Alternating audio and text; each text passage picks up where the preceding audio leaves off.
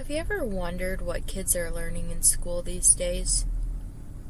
I know I have, and I've wondered, what did I learn? When I think about my country, I know that I should know every aspect of the Constitution. That would make sense.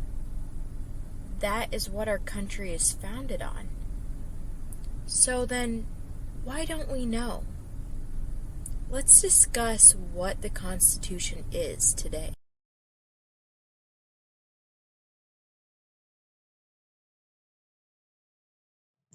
Today we're not just discussing the Constitution, we're deep diving into how it's been trampled on. The United States Constitution isn't just a dusty old document. It's the lifeblood of our nation, the blueprint for how we govern ourselves. But here's the kicker. Sometimes powerful folks decide they're above the rules. They start playing fast and loose with the Constitution, ignoring its sacred principles and trampling on our rights. Today, we face assaults on the very foundation of our constitutional republic. So buckle up, because today, we're not just learning about the Constitution, we're shining a spotlight on how it's been infringed upon. We'll uncover why it's vital to defend our rights and hold our leaders accountable, because when the Constitution is under attack, it's up to us to stand up and fight back. Let's make some noise and demand the respect our Constitution deserves. All right, so let's talk about Article 1. Article 1 is extremely important because it sets up the legislative branch of our government. Now, you might be wondering, what's the legislative branch? Well, it's part of the government that makes the laws, and in Article 1, it talks all about how this part of the government should work. The article says that Congress is made up of two parts, the Senate and the House of Representatives. These are the folks who make the laws that we all have to follow. They're like the rule makers of the country. It also lays out the powers and responsibilities of Congress, like making laws, declaring war, and controlling how money is spent. But here's the thing. Even though it's super important, people don't always follow what the Constitution says. Let me give you an example from right here in Illinois. In Illinois, the power to decide how money is spent belongs to the state legislature, as outlined in Article 1 of the Constitution. But imagine if the governor decided to spend a large sum of money on a project, like housing illegal immigrants, without approval from the legislature. That's not how it's supposed to work. Article 1 says that only the legislature can make spending decisions. If the governor can spend money without oversight from the legislature, it could easily lead to waste, unfairness in how resources are used. It's like someone took charge of your allowance and spent it all without asking you first. So everyone must follow the rules laid out in Article 1 to ensure fair and accountable use of funds. Article 2 is all about the president, their powers, responsibilities, and role in our government. But sometimes even the highest office in the land forgets the rules laid out in Article 2. For instance, consider the issue of social media censorship. If our current president decided that one day he doesn't like what people are saying on social media, so maybe he would order certain voices to be silenced. That means he's essentially playing referee in the game of free speech. And that is a direct violation of the principles outlined in Article 2 and the oath he took to uphold the Constitution. Why does it matter? Well, think about it. Social media is where we express ourselves, share ideas, and connect with others. When the president starts dictating who can speak and who can't, it undermines our freedom of expression and sets a dangerous precedent. Remember, the Constitution isn't just a relic of the past. It's a living document that shapes our lives every day. Let's make sure it's upheld and respected, no matter who is in office. Let's move on. Article 3 is all about the courts. the judges and justices who make sure the laws are fair and applied correctly. Even the courts can face challenges. In recent years, there have been instances where individuals or groups have criticized court decisions they don't agree with, and some have even openly defied court orders. For example, imagine a state government that disagrees with the federal court ruling on an important issue, like voting rights. Instead of respecting the court's decision, they refuse to implement the necessary changes, effectively undermining the authority of the judiciary. Now, you might be wondering, what does it matter if a state or even a county office fails to remove deceased or illegal voters from a voting roll, even if it's against the law? Well, upholding the decisions of the courts and ensuring the integrity of our electoral process are vital for protecting the constitutional republic and the rights of all citizens. So let's remember the importance of the third article of the Constitution and the role of the courts in safeguarding our rights and upholding the rule of law. It's up to all of us to respect the decisions the courts make and work together to ensure justice is served for everyone. Now on to Article 4. This article deals with the relationships between states and the federal government, ensuring unity and cooperation among the states. There's a very recent example of a state clashing with the federal government over immigration policies.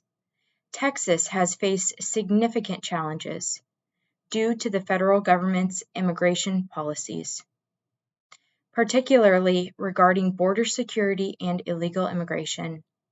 Despite Texas's efforts to enforce its own border, the federal government's approach has often been at odds with Texas's priorities and concerns.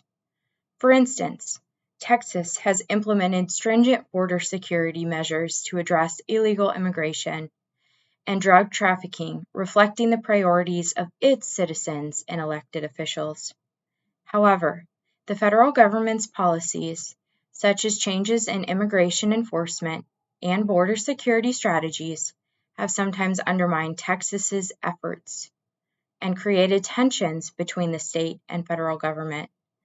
The federal government must respect the sovereignty and authority of states like Texas in addressing issues that directly impact their communities. On to the fifth article, which outlines the process for amending the Constitution itself. This article ensures that our Constitution can adapt to the changing needs of our society over time. But sometimes political polarization and gridlock in Congress have hindered the amendment process. Take, for instance, the issue of term limits for members of Congress. Despite widespread public support for each measure, political divisions and special interests may prevent Congress from reaching the necessary consensus to pass the amendment. Why does this matter? Well, the fifth article of the Constitution is designed to empower the people to shape their government and address important issues through the amendment process. If we, the people, aren't getting what we want and need, that's a problem. It underscores the importance of overcoming political obstacles and ensuring that our government remains responsive to the will of the people. Article 6 declares the Constitution itself as the supreme law of the land. That means that all laws enacted by federal government, as well as state laws, must adhere to the principles outlined in the Constitution. Recently, Illinois has administered strict gun regulations that have clashed with constitutional principles, particularly the Second Amendment right to bear arms. This effectively infringes upon the Second Amendment rights of law-abiding citizens. This violates the individual's constitutional rights to keep and bear arms for self-defense and other lawful purposes.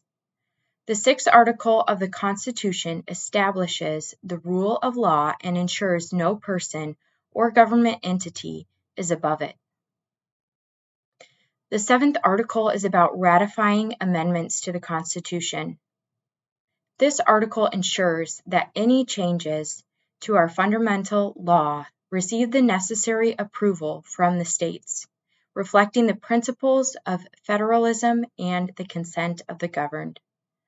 There is a modern example where the appropriation of funds by the federal government has raised questions about adherence to constitutional principles. Our federal government has allocated a large sum of money to aid Ukraine, a foreign nation, while assisting other governments can serve strategic interests and promote international cooperation. Some may argue that such expenditures should be scrutinized more closely to ensure they align with the constitutional mandate to promote the general welfare of American citizens. This article underscores the importance of ensuring that government actions, including appropriation of funds, are in accordance with the principles and priorities of the American people as expressed through their elected representatives. As we wrap up our discussion on the Constitution and its 7 articles, it's crucial to reflect on the foundational document that preceded it, the Declaration of Independence. The Declaration, penned by Thomas Jefferson and adopted by the Continental Congress on July 4, 1776, boldly proclaimed the principles upon which the nation was founded. In the Declaration, Jefferson eloquently articulated the inherent rights of all individuals, including life, liberty, and the pursuit of happiness. He asserted that governments derive their just powers from the consent of the governed, and that when a government becomes destructive to these rights, it is the right of the people to alter or abolish it. The Declaration of Independence was a revolutionary document, both in its content and its implications. It declared the independence of the 13 American colonies from British rule, but it also laid the philosophical groundwork for the establishment of a new nation, founded on the principles of democracy, equality, and freedom. Today, the Declaration of Independence serves as a timeless reminder of the enduring values that unite us as Americans. It inspires to strive for a more just and equitable society where every individual is treated with dignity and respect. As we navigate the complexities of modern governance and grapple with challenges to our democratic institutions, let us not forget the spirit of independence and the commitment to liberty that the Declaration embodies. Let us honor the sacrifices of those who came before us by upholding the principles of freedom and equality for all. Thank you. I'm Angie Shippert. Today I hope that you've enjoyed this time with me as we journeyed through our Constitution and even the foundation of the Constitution, which is the Declaration of Independence. It is important that we not forget these founding documents, these documents upon which our country was established. If we have any chance at enjoying freedom today, we must remember these. We must pass it on generation to generation.